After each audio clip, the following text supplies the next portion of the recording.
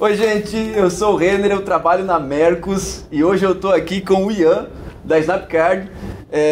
Ian, já vamos começar logo esse papo com você contando um pouquinho sobre a Snapcard, contando sobre qual é o modelo de negócio, todos esses avanços, porque hoje a gente vai estar falando aqui sobre conversão no varejo e eu vou extrair um pouquinho do teu conhecimento aí para tentar ajudar um pouquinho da nossa audiência. Cara, te apresenta e conta um pouquinho, por favor, da Snapcard. Legal, obrigado, Renner. Obrigado pela oportunidade também de falar um pouquinho sobre a Snapcard, sobre a nossa história. É legal porque a gente é empresas até co-irmãs aí, praticamente, a gente foi acelerado juntos, né, na Google, na mesma turma, então lá que eu conheci o pessoal, a gente começou a conversar e agora casou também da vinda da Snapcard para o Brasil. E a Snapcard ela foi fundada há 3 anos atrás por 2 ex-executivos da Procter & Gamble, né, da P&G, lá no Sudeste Asiático. Então o Ray, que é o fundador, que ele era da Indonésia, e a Teresa, que ela é a nossa chefe de ciência de dados e operações, que ela é da P&G das Filipinas. Então eles eram o que é hoje o nosso cliente e que eles estavam do outro lado ali falando, putz, a gente precisa mudar um pouco a maneira como as empresas de bens de consumo têm acesso a dados do varejo físico, que é o varejo que para a maioria das categorias alimentos, bebidas, cigarros, cosméticos, perfumaria, etc., ainda 95% das vendas está no varejo físico. E muito disso não vai mudar porque é uma compra de conveniência, uma compra que não vai ir para o e-commerce num volume tão expressivo. Só que é muito difícil mensurar o varejo físico, né? A gente percebe isso, eu trabalhei também na BRF, né, anteriormente à Snapcard, e a gente percebe que é muito complicado entender o que virou de fato venda, como é que está a minha participação no mercado, principalmente com uma granularidade maior, com uma rapidez maior do que comumente se faz esse mercado nas empresas tradicionais de pesquisa de mercado. Então, com essa ideia, com essa missão de tornar o varejo físico mais traqueável, como a gente fala, muito mais parecido com o que é o varejo online, principalmente para as empresas de bem de consumo, para os varejistas mesmo, para as redes, para as agências que trabalham tanto com o varejista quanto com a indústria, a gente teve essa ideia lá atrás, através do Ray da Teresa, de por que não usar o smartphone hoje em dia e a ferramenta de crowdsourcing, de coletar muita informação e em troca de alguma coisa para essa pessoa, para ela nos mandar diretamente um cupom fiscal. Então ela vai no supermercado, numa padaria, em qualquer lugar, qualquer tipo de supermercado, de um pequeno mercado até um atacarejo, padaria, farmácia, loja de conveniência, e começa a nos enviar foto do cupom fiscal dessas compras do dia a dia. Ela já preencheu um perfil detalhado quando entrou no aplicativo, com o nome, onde mora, renda, quem mora no mesmo lar, né, quem divide o domicílio, que isso é importante para entender. E aí quando ela baixa a foto do cupom, ela informa se a compra foi para mim mesmo, se a compra quem decidiu foi minha mulher, ou minha filha, meu filho. E a gente faz uma atribuição de compra para entender quem é o shopper, né, tanto quem está comprando e quem deve consumir o produto. E isso ela ganha em troca dinheiro de volta, o cashback, né? Então é similar a alguns aplicativos que tem no mercado no sentido de usar cashback, mas por um outro motivo. A gente usa para fazer pesquisa de mercado, a pessoa nos envia qualquer cupom fiscal de qualquer compra dela dessas categorias que a gente aceita, processado, a gente vê se é um cupom fiscal verdadeiro, se não é um cupom fiscal duplicado e depois confirma o cashback para ela. Ela vai acumulando cashback, quando ela chega em torno de R$20, aí ela pode sacar isso via crédito de celular ou transferência bancária. Cada vez que ela manda uma foto, vai de 5 centavos a R$1 por envio, né, dependendo do valor da compra. Entendi. Quanto mais tempo ela ficar no aplicativo, mais esse percentual vai aumentando da compra. Então ela vai tendo um bônus pelo engajamento dela conosco. Aí, além dessa parte de enviar cupom fiscal, a gente tem a segunda parte, que é a parte de pesquisas. Então a gente pode fazer uma pesquisa aberta, pergunta aberta e fechada, a pessoa assistir um vídeo e nos dizer o que ela achou daquele vídeo, responder algum tipo de questionário, ou tirar foto de alguma coisa, por exemplo, uma foto de gôndola, uma foto, a gente já fez no Natal, de tira uma foto da sua ceia de Natal, ou do seu carrinho de compras de Natal, para uma marca entender o que está naquele carrinho ali nos próprios produtos, ou como é que ela vai preparar o produto deles, que no caso é um produto natalino conhecido. Então é uma ferramenta aberta para falar com mais de 40 mil shoppers do Brasil, né, 40 mil pessoas. Isso a gente já tem cupons fiscais de mais de 3 mil cidades. Acho que a beleza do crowdsourcing é que, em vez de ficar só, né, nos grandes centros, nas grandes redes, a gente consegue chegar no mercadinho do seu João, lá no interior da Paraíba, ou aqui no interior de Santa Catarina, nos grandes centros também. E um outro fator da questão de ir direto ao consumidor é que, diferente da pesquisa de mercado tradicional que exige acordo com o varejista para ele abrir os dados, etc., a gente, na verdade, está comprando, entre aspas, uma foto do ponto fiscal do consumidor. Então aquela informação já é dele e ele está nos revendendo. A gente nunca vai abrir informação pessoal dessa pessoa, sempre agregando homens de 30 a 40 anos, o que eles estão consumindo, em que rede. Mas a gente tem total liberdade para as marcas de ela, por exemplo, se comparar na rede de supermercado A versus B. Como é que está a minha participação na categoria de shampoos masculino? E como é que está isso pelo perfil de consumidor também? Então a gente chega numa granularidade muito maior do que o que é ofertado aí, tradicionalmente no mercado. E isso a gente começou lá na Indonésia e nas Filipinas. Estamos agora, semana passada a gente completou 1 ano no Brasil do lançamento do aplicativo. Começamos então, os primeiros meses é para criar a base desses 40 mil usuários, começar a receber os cupons fiscais. Hoje a gente recebe 15 mil cupons fiscais por dia. Caramba. Então tem um trabalho de data science, que a gente chama de uma inteligência humana ou artificial ali, bastante importante para entender se tem que aceitar o cupom, tratar o cupom e essa foto, no fim das contas, virar uma informação do outro lado para o cliente, que é o que vendeu mais, vendeu menos, por aí vai. E, em paralelo, atrelar essas pesquisas, que acho que é uma das coisas mais legais. Então, meus consumidores que eu vi no nosso painel lá que chama CART, né, o aplicativo, a solução do lado do cliente, entendi que, por exemplo, eu estou perdendo participação nessa marca de shampoo para o meu concorrente, nesse segmento, nessa rede, no Nordeste. Eu posso fazer uma pesquisa só com aqueles usuários que demonstraram esse padrão de switcher, né, de mudança, para perguntar para eles o porquê que ele está, por exemplo, mudando esse padrão. De uma maneira indireta, mas a gente conseguia entender se foi preço, foi embalagem, disponibilidade de ponto de venda, qual que é o principal fator que está me levando a perder share ou ganhar share, enfim, alguma movimentação de mercado. Ou que regiões eu tenho mais chance de crescimento porque está tendo consumo, mas não na minha marca. Então a gente consegue fazer uma pesquisa com essas pessoas também para entender. Então o CART é o painel, o Task são essas pesquisas que a gente pode fazer, testar anúncios também com vídeo. E o produto que eu acho que é o mais revolucionário, que é o Opt, ele visa resolver o grande problema do varejo físico, que é mensurar uma conversão de campanha, que acho que é um pouco do que a gente está comentando aí na entrevista, né? Então, sempre teve uma questão de, fiz uma mega campanha na TV, no rádio, no Facebook, em outdoor, etc. Mas quanto que isso de fato virou em venda? Por conta da campanha, não por outras ações de branding e outras coisas. Ou quanto que essa campanha de branding aumentou a confiança na marca em relação a quem viu e quem não viu.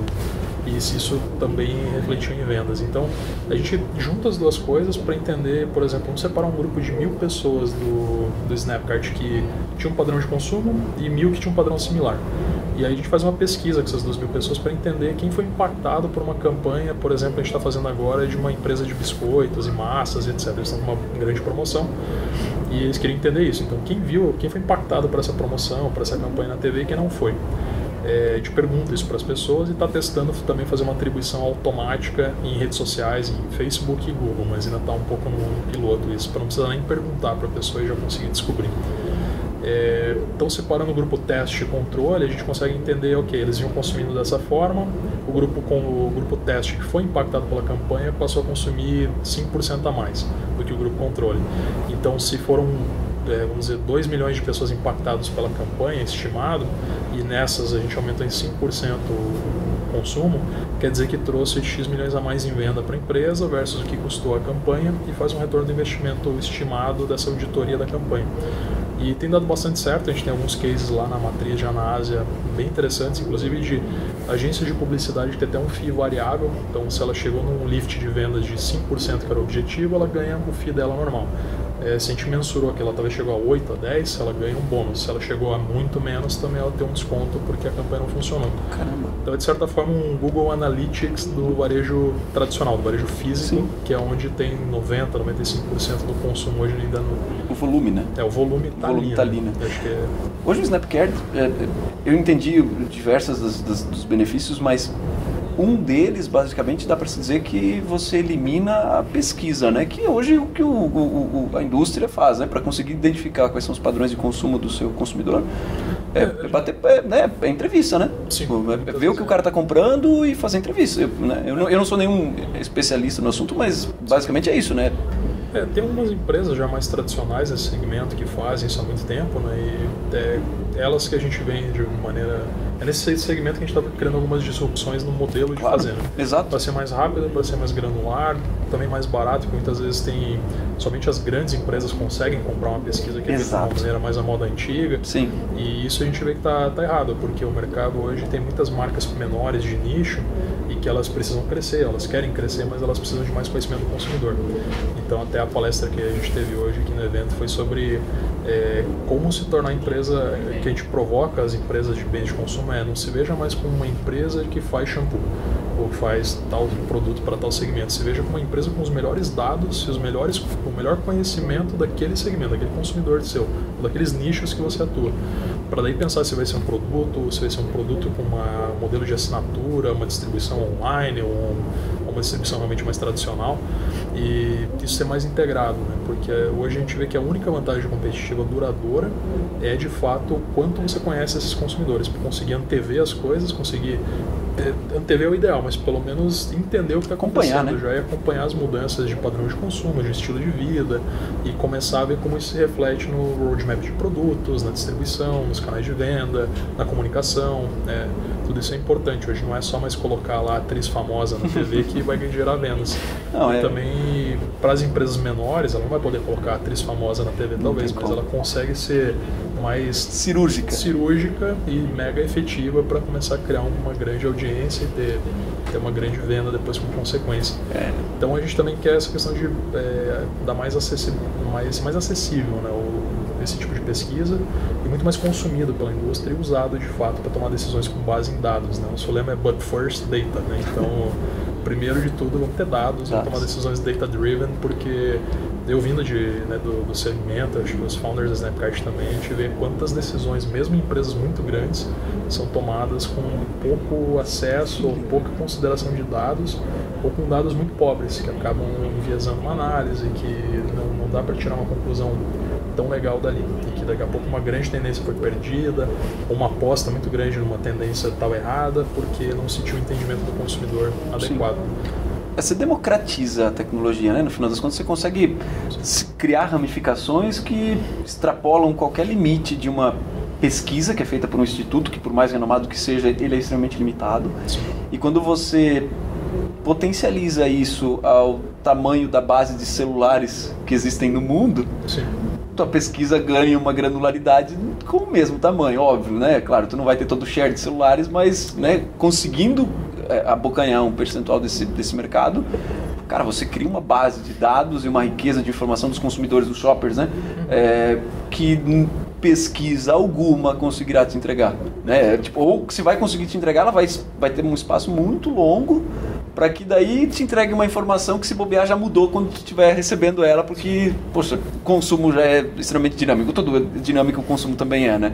E existe algum segmento de mercado que hoje a tecnologia da Snapcart está sendo mais bem vista, melhor recebida ou entregando melhores resultados, cara?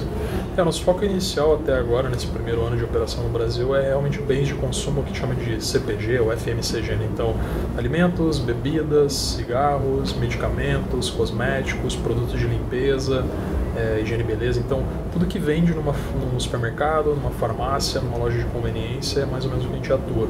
A gente não está aceitando cupom fiscal, por exemplo, de vestuário ainda, de gasolina, eletrônicos, porque são categorias que historicamente compram muito menos esse tipo de informação.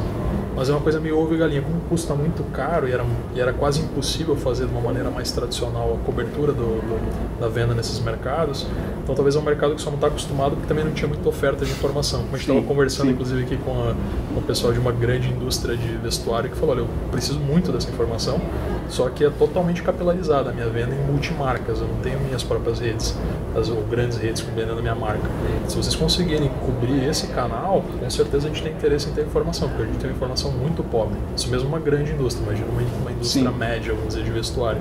Então tem algumas categorias que a gente está olhando, mas o foco inicial é FMCG, né? Então são as empresas desse segmento, primeiro as grandes e chegando também nas médias, para conseguir atender esse público de marcas regionais que precisam bastante de uma informação mais granular do que as empresas tradicionais teriam, que é mais em grandes centros, né? O que eles conseguem ler o mercado. E com 40 mil usuários a gente já tem esse nível de granularidade. São mais de 3 mil cidades que já mandaram pelo menos um cupom fiscal. Então é do mercadinho, como eu comentei, lá no interior, até uma grande rede, com volume constante. São 15 mil cupons fiscais por dia. Sim. Então é muito dado que a gente consegue coletar. E até assim, se tem uma marca, por exemplo, um varejista, uma indústria que é muito regional, que deseja ter mais conhecimento só dessa região. E o primeiro passo é sempre a gente checar nossa consistência de dados para poder entender, ok, quantos mil usuários a gente tem com esse perfil que consome o produto ou é dessa região, para entender se dá para fazer uma pesquisa mais granular. Se dá, ok. Se está faltando, a gente vê. Faltam, por exemplo, mais 1000 usuários. A gente pode rapidamente no Facebook fazer uma campanha de atração de usuários. Em 2, 3 semanas o painel está montado. Cara, é verdade. E dali a gente faz um painel específico, né? Tem um painel, vamos dizer, geral, que representa o Brasil como um todo, que tem todas as ponderações. Ou a gente pode fazer um painel específico, focado em uma região, uma cadeia varejista, em algum tipo de produto, que ele é maior, mas focado naquela entrega, que vira uma entrega, né, continuada. A gente está negociando também começar um painel de fast food, que é um outro dado que não existe muito no mercado, que é, vamos pegar as principais 10, 15 cadeias de fast food, para o nosso usuário mandar também a foto do que ele consumiu, quantas pessoas estavam naquele ticket, etc. E daí fazer um painel também para as empresas entenderem, estou vendendo mais hambúrguer, mais pizza que o meu concorrente ou não, né? Quem compra, né? fazer pesquisa. Então a gente começa por FMCG, que é o core da empresa, né? Essas empresas de varejo de bens de consumo, e depois começa a olhar esses outros segmentos. Quando a gente brinca com o cliente e fala, olha, quanto mais categorias o nosso usuário poder mandar uma foto de cupom fiscal e receber dinheiro de volta, melhor para ele, melhor para a gente, porque ele fica mais engajado. E tendo o cliente do outro lado querendo comprar essa informação, a gente topa, né? A tecnologia é praticamente a mesma, que é ler o cupom fiscal e transformar em insights.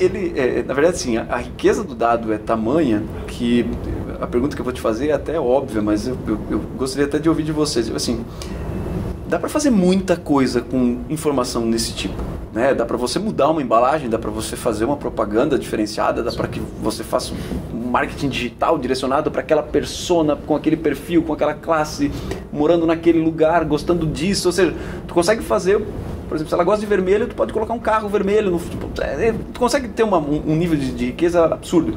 Cara, dos clientes que já consumiram os dados que você está entregando, tem algum case que dá para compartilhar dizendo, olha, mudou assim ou fez assado e o resultado foi legal, cara? A gente teve já alguns cases aqui no Brasil. Tem um case muito interessante que está até no nosso blog da Dove Pantene, né, da P&G da Pantene, que a gente fez um case de pricing com eles, para entender pricing ao longo de um ano inteiro, em 2016, pegando calendários promocionais das duas marcas, uma região, e pegando todo o dado de cupom fiscal, para entender qual que é o nível de preço ideal para a Pantene, para ela não perder no share, mas também não deixar dinheiro na mesa. Potencializar. Porque ela precisa estar um pouco acima do preço do Dove. Ela pode estar, porque a percepção de produto lá na Ásia, enfim, é muito superior. E foi interessante porque a gente descobriu que no limiar, ali perto, comparando um preço com o outro. Então, se ela está no preço 100, igual ao Dove, né, 100%, até 105, o quanto ela perde de usuários é muito pequeno do produto, né, quantos que trocam. Só que são 5% de precificação ali que ela está perdendo se ela ficar no centro, muito mais próximo do 105. E se a Dove, por exemplo, faz uma campanha e baixa o preço, não precisa igualar o preço da Dove, ela precisa também baixar, mas ficar com os mesmos 5% acima, que ela continua, a campanha seria, vamos dizer, neutralizada em termos de precificação, e ela manteria o mesmo share, só que 100 e 5 pontos a mais de preço para baixo. Que isso, para um produto super competitivo, um volume gigantesco, 1% a mais de precificação sem perder share é muita coisa. Então é nesse nível que a gente quer ajudar as empresas a chegar, né? Tem outros na parte de pesquisas, né? Então a gente fez agora recente uma pesquisa através da Sport Track, que é uma consultoria que ela é focada em ajudar as marcas que patrocinam futebol, Olimpíadas, esportes em gerais, a mensurar qual que é o resultado desse patrocínio, se está funcionando, se não está, e rever as estratégias. Então através deles a gente fez uma pesquisa com a Caixa e com a Ambev aqui no Brasil, na parte de patrocínios esportivos e vinculada a consumo, para entender a Caixa mais no sentido de patrocínio esportivo e que também é interessante mencionar que além de bens de consumo, que é mais o nosso foco, qualquer empresa pode pegar a nossa base de 40 mil pessoas que a gente sabe onde vive, Sim. quanto ganha, o que consome nessa parte de supermercado, etc. E fazer outras pesquisas. Telefonia, bancos, a gente teve até estúdio de cinema fazendo lá na Ásia já pesquisa com a gente antes de lançar e colocando 2 vídeos de trailer para testar. Então é um canal aberto para falar com 40 mil pessoas que a gente conhece muito bem, que estão constantemente conosco. Né? E aí, nesse caso, para a Caixa, foi uma pesquisa focada nisso, em que time torce, qual banco usa, para entender, porque ela patrocina muitos clubes, né? Para entender quais clubes está funcionando esse patrocínio.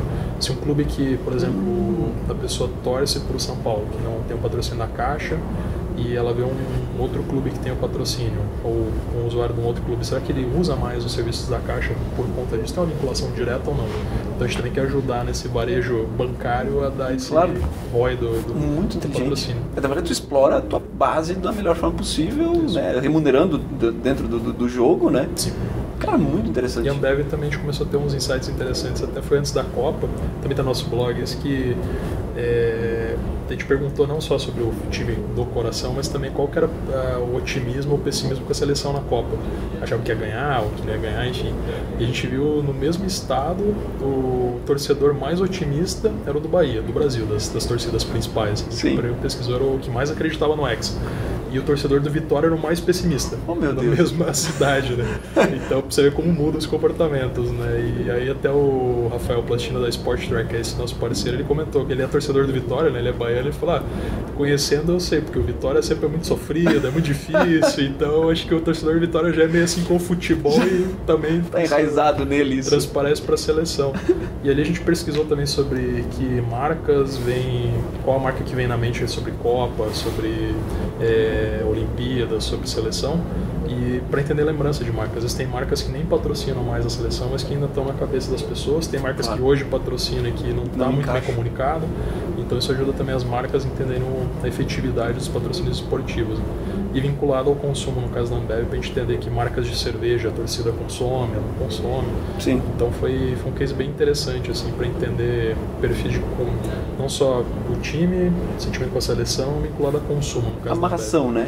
O relacionamento do todo. E, cara, assim, é 1 ano só de operação no Brasil. Eu sei que a operação da Snapcare não tem só 1 ano. Mas fazendo um exercício de futurologia, a gente até estava conversando, né? Como é legal fazer projeção, né? Porque a gente não tem muito compromisso com isso.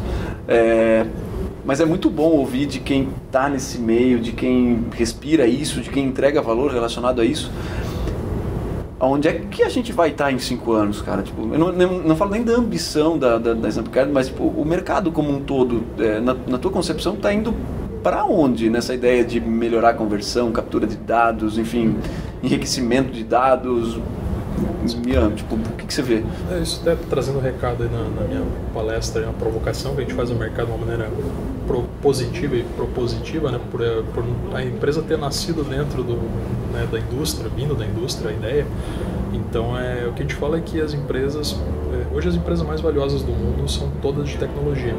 Só que não é bem tecnologia, elas são valiosas por conta dos dados, do conhecimento que elas têm das pessoas, né? Facebook, Google, Amazon, enfim, Apple, Microsoft. E o que a gente fala para as empresas de bens de consumo, elas precisam se estruturar, algumas já estão nesse caminho, outras ainda estão começando a entender isso, que ela precisa entender que parte do core dela é o conhecimento sobre o consumidor. Talvez o produto dela principal é entender bem esse consumidor para daí pensar em produtos.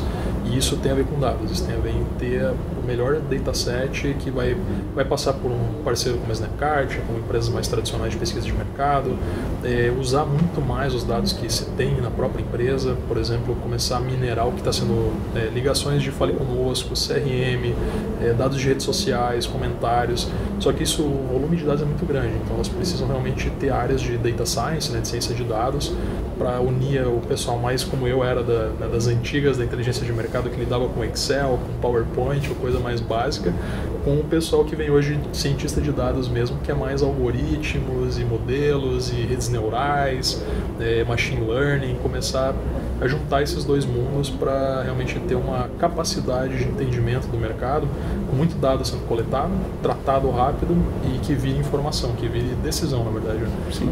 E decisões baseadas em dados cada vez mais. Então acho que o mercado, quem está conseguindo fazer isso está indo muito bem.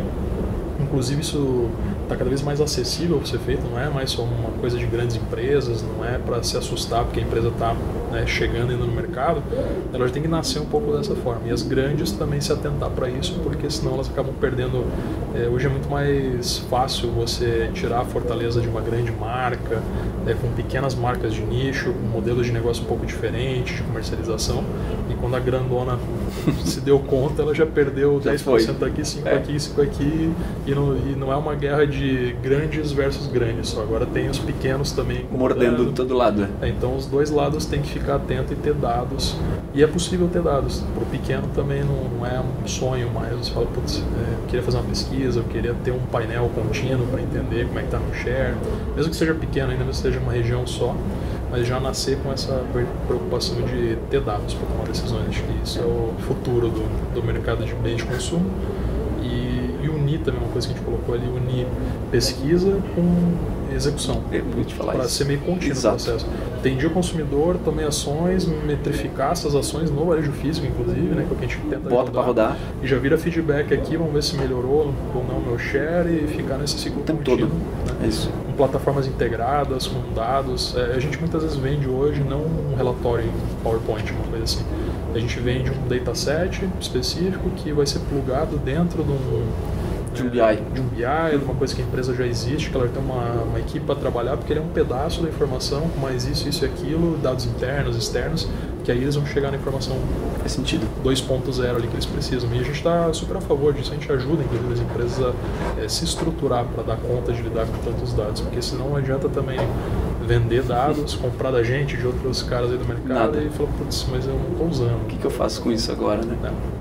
E começar pelo feijão com arroz, que é ver o quanto de dados bons a empresa às vezes já tem dentro de casa, CRM, da própria plataforma de vendas que ela utiliza, coletar feedback do campo também, do que está funcionando, o que não está, execução de trade, tudo isso, esses dados internos, eles têm um baita valor agregado aos nossos dados mais do consumidor, por exemplo. Dá para fazer uma coisa muito mais legal. Essa execução contínua e retroalimentar a máquina era até onde eu ia te questionar, exatamente para ver se tu estava com essa mesma ideia, e eu percebo que não tem muito como inventar moda, né? O caminho é exatamente esse, né? De você coletar dado, ajustar o que tiver que ajustar, medir de novo e fazer isso o tempo todo o tempo e tudo mais.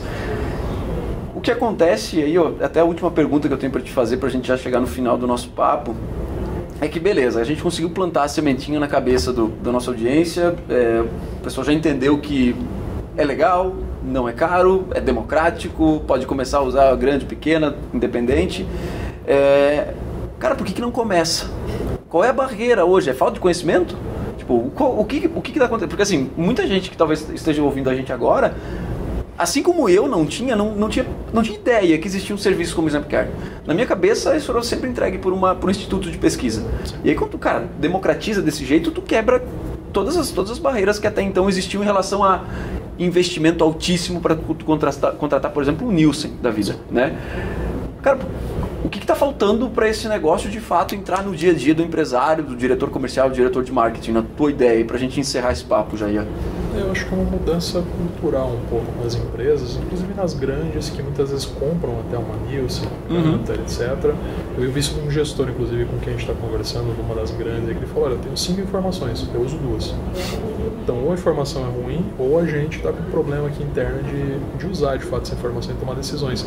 E para as menores também, acho que é entender que isso faz parte integrante do business, né? É um core da empresa ter um grande conhecimento do consumidor, não ficar para trás nisso e não achar, não, quando eu for grande eu resolvo. Você não vai ser grande, talvez, se você não resolver isso antes, né? Então é um alicerce da cultura da empresa, ser data-driven, ter bons dados e saber o que fazer com eles e usar eles no processo decisório. Também não ficar só guardado ali para a equipe de inteligência e que não chega na decisão, né?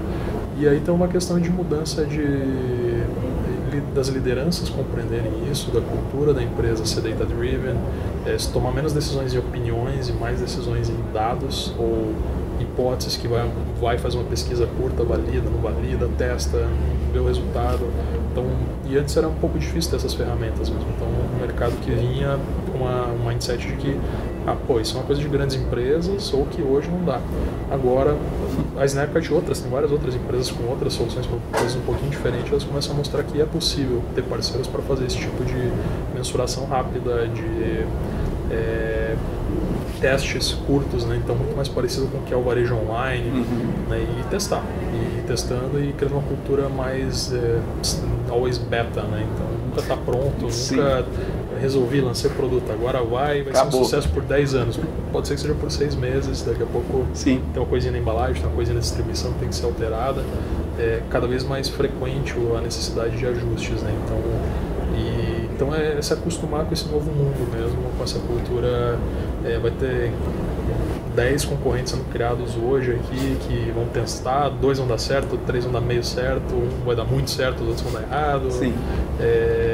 E tem que ficar de olho, então trabalhar com dados e com inteligência é um negócio que nunca tem fim nem deveria diminuir, né, para as empresas, é uma cultura que tem que ser instalada mesmo. E eu acho que você lançou um ponto que eu não tinha me atentado, mas eu acho que faz todo sentido, a questão do varejo digital, né, do e-commerce, que hoje ele já embutiu automaticamente para aquele gestor comercial os dados, sem ele querer. Ele não comprou para isso, né? Ele comprou para vender, mas ali quando ele comprou para vender veio inerente ali dentro, perfil, hábito, o que compra, o que não compra, o que gosta, o que não gosta. Eu quero acreditar que o e-commerce fez com que o empresário tenha pego gosto pelos dados. E pode ser uma excelente porta de entrada. Eu não tinha me dado conta, mas talvez isso pode ser uma porta de entrada para dizer, cara, por que eu não tenho isso no meu analógico, né? No meu mercado, né, tradicional? E aí vem soluções como a tua que, sinceramente, primeiro, parabéns, porque ela me parece realmente disruptiva de uma maneira tão simples, tão prática, que ela soa fácil, óbvia. Porque, cara, poxa vida, por que a gente não tinha pensado nisso antes, cara? Parabéns pelo Snapcare, parabéns por ter trazido para o Brasil. Eu quero acreditar que vai ter sucesso pra caramba aí nos próximos anos. A gente vai ver bastante você ainda, Ian. Eu também espero que parcerias aí com outros parceiros também na execução, ajudar, né, não só a gente ficar na parte de pesquisa, mas ter parceiros até como vocês juntos para entender as necessidades dos clientes e começar a trabalhar integrado. Acho que startups também tem um pouco disso, e as empresas de tecnologia de não querer ser dona da solução como um todo não faz nem sentido, né? Então a gente agradece também aí o convite e está conversando, já começamos a conversar, enfim, para a gente evoluir isso. E o e-commerce é isso, né? O e-commerce já nasceu nesse mundo traqueável, então talvez os gestores lá já estão com essa cultura. Já pegou gosto. Conseguir trazer para o outro lado aqui, que é o grosso do varejo ainda está ali, né? Tá certo. O varejo de consumo. Tá certo. Ian, cara, obrigado pelo teu papo com a gente. Em nome de toda a Mercos, eu agradeço o teu papo aqui. Espero que a audiência também tenha gostado. Até a próxima. Valeu, obrigado. Valeu. Até mais. Até mais.